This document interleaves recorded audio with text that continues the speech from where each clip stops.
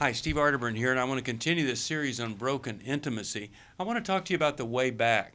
The last segment I talked about the requirements of the person who was unfaithful. They need to go from just regretting that it happened all the way to experiencing remorse and making restitution, and then there can be some restoration. But what about you? You've got a job to do also. And I would say this at some point, and it may be too soon right now, you have to look at what was my contribution to the struggle or the difficulty in the relationship. Now, sometimes that contribution was simply being blind to the person you got married to.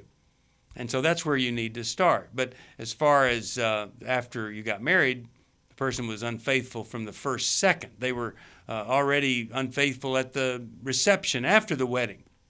So it isn't always a case that, you did some things in the relationship that led to the betrayal. You just might have been blind. But at some point, and literally it took me 5 years after my previous wife was unfaithful to me. It took me 5 years before I could start to look at my own contribution. But what do you have to do? Well, you have to look at your contribution at some point. But right now, you can start to grieve the loss of what happened. You can start to grieve the dream didn't come true. When we grieve stuff, we experience that pain and the sadness and the anger so that we can then embrace the reality that's before us there. We can start to accept what is real and true. No, it didn't work the way we thought. But when we move into acceptance, we can kind of set the platform for what we hear people say, and it's bizarre, and it's going to sound really crazy. They'll say, the best thing that ever happened to us was the affair.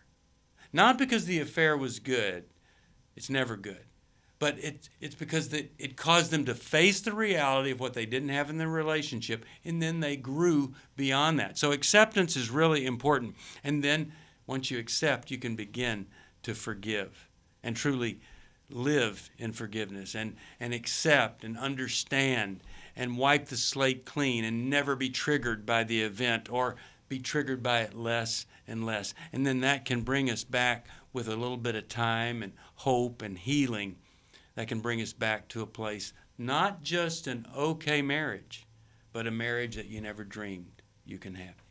Anything is possible. We see it over and over again. And if you need some help making it possible, call us at 1-800-NEW-LIFE. We really do want to help you.